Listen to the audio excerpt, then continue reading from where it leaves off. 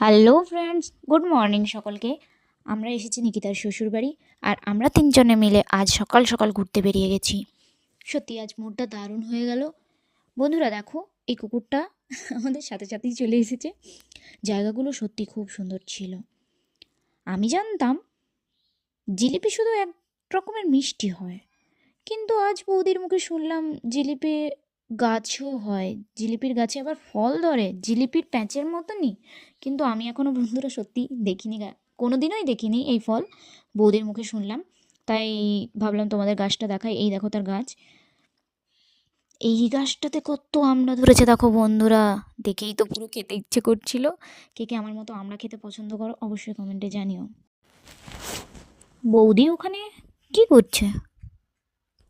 Hello friends, এখানে আমরা ঘুরতে চলে এসেছি, আর বৌদিকে দেখতে পাচ্ছি যে কিছু একটা ফল তুলছে। চলো জানা যাক কি ফল তুলছে।